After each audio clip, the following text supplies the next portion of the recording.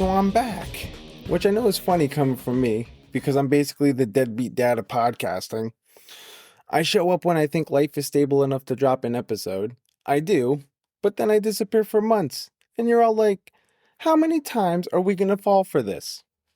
And honestly, if narcissism was a podcast, this would be it.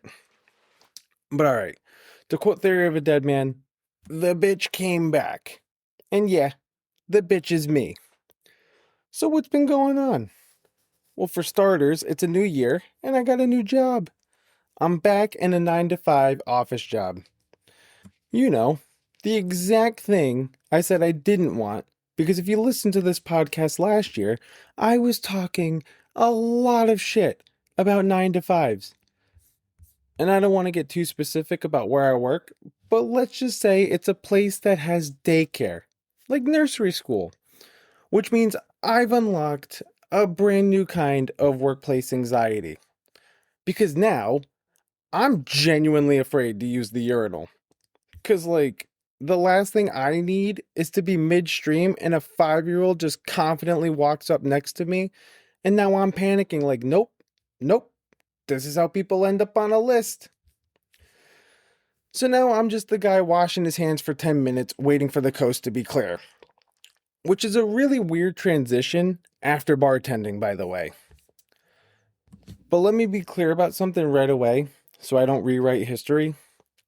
I didn't leave a 9 to 5 because I was enlightened or chasing freedom. I got laid off. And this was during that stretch where every company had jobs posted, but somehow nobody was actually hiring. You'd apply, hear nothing, maybe get a recruiter call, then get ghosted like you're sending a toxic you up text like it's 2:30 in the morning. So yeah, I was unemployed for a while, talking shit about 9 to 5s because I'd been burned so many times that I was like, fuck corporate, fuck emails, fuck pretending this is normal. And now here's where the bartending comes in. Because I remembered bartending was fun. I liked it, I'm good at it, and more importantly, I needed a job. So I was like, fuck it. Let me go back to something I actually enjoy. And for a minute, it was fun. And then it was like, oh no, this is also exhausting, but it's just in a completely different way. I burned out way faster bartending than I ever did in an office. Not mentally first, but physically. I was doing 7 shifts a week, 35 hours on my feet, no real breaks. I had plantar fasciitis for months, knee pain from constantly shifting weight, my back was always tight, waking up already sore. I wasn't injured. I was just worn down. And anybody who's bartended for a long time, you probably know what I'm talking about. And what made it more complicated was that I was good at it. I built a crowd fast, people came in when I was working, and at one point, I even kind of became the guy. I was getting put in spots over people who'd been there way longer than I was. So it wasn't like I was failing. I was succeeding while slowly breaking down. And that's kind of a harder thing to walk away from. But mentally, my heart was still in it. I wanted to prove I could do it. I wanted to say, yeah, I can handle this. But my body was just saying, absolutely the fuck not. And I didn't want to listen because listening felt like I was admitting to something. Because my grandfather was a bartender, as you might know if you've listened to this podcast. And I think a part of me really wanted to do it because he did it. I felt like if I could handle it, that it would mean a little bit more than something of just a job. And instead of proving anything, it actually gave me a whole new respect for what that work actually costs. Because if I was breaking down after a few months, I couldn't imagine doing it for decades. But also, I think to a certain point, back in the day that my grandfather was doing it, it was a sustainable job. Nowadays, with how the economy is and how things have panned out, it's way better as a side gig than it is as an actual career. But it's kind of funny when you tell people that you were a bartender because that's where people always just stop thinking. Because the first thing that everyone says to you when you tell them that you bartended is, oh, but the money must have been great. And on paper, yeah, $1,000 a week sounds pretty awesome. Until you actually have to live it. When you're in service, you're touching people's gross silverware, you're in close contact with everyone, you're gonna get sick. And when you get sick, there's no sick days, no PTO, no pay. So yeah, maybe you made $1,000 last week, but you missed 4 shifts this week. That 1,000 just turned into 400 real quick. But if memory serves me right from 3 months ago, I think I talked about this in my last episode, so I'm not going to fully go into it. But bartending as a job really kind of put it into perspective. Because on paper, bartending felt like good money because it came in chunks. Cash nights, big weekends. But over a full year, it wasn't even close to what I thought it was. Not even close. I wasn't saving, and I was just really good at surviving month to month. Because there was no consistency. There was no safety net. There was no margin for error. So when people say, yeah, but the money must have been great, you sit back and you're just like, by what metric? How many of us fall in love with the idea of bartending? You're making drinks, you're socializing, you're having fun with the right crowd. But the reality is, you're hosting anywhere from 15 to 20 people at once. That's 15 to 20 personalities you're reading, managing, and adjusting to. You're not just making drinks, you're on the entire time. And then my life changed because I got serious with someone.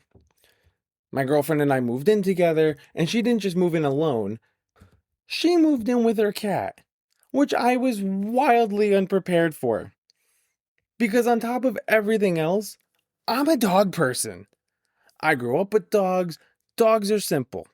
Dogs are like, you're my entire world and I'll die for you. Dogs want your love. Dogs live for approval. Cats?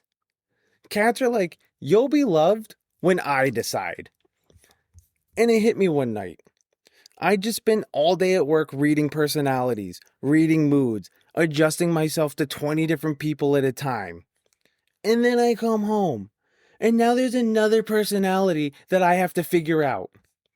A creature whose entire communication style is rejection.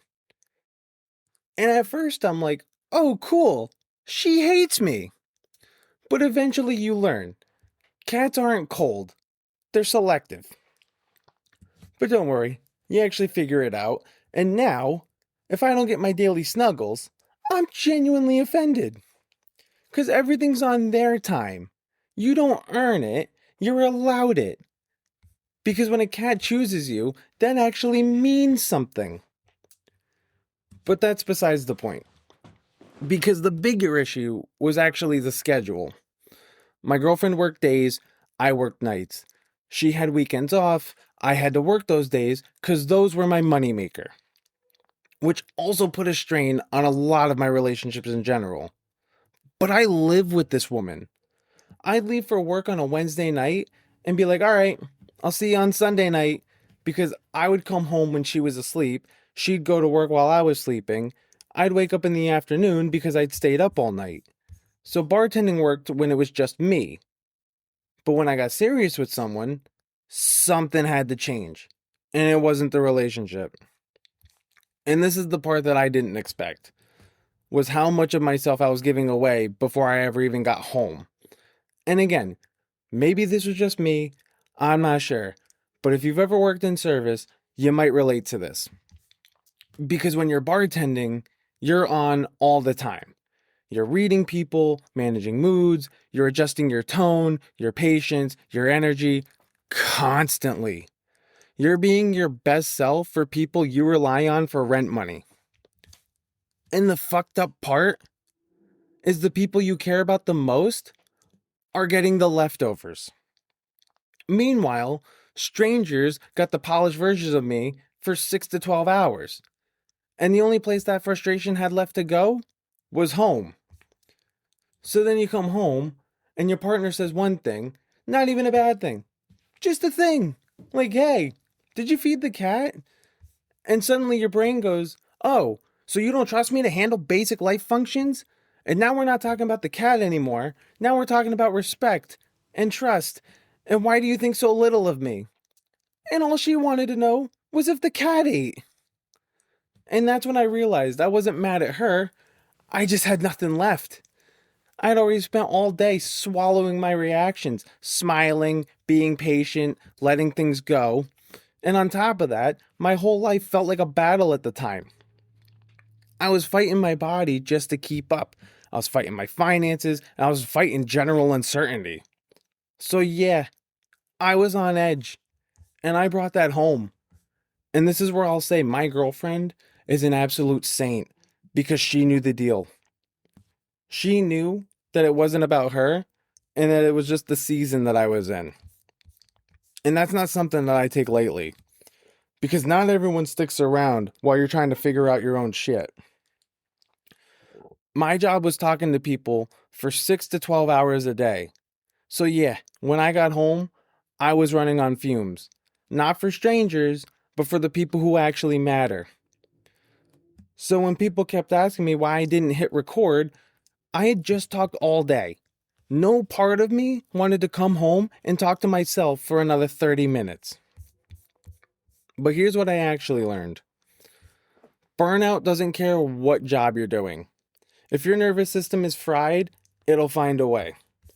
There is no perfect job. There are just different trade-offs. I used to think 9 to 5s were absolute bullshit.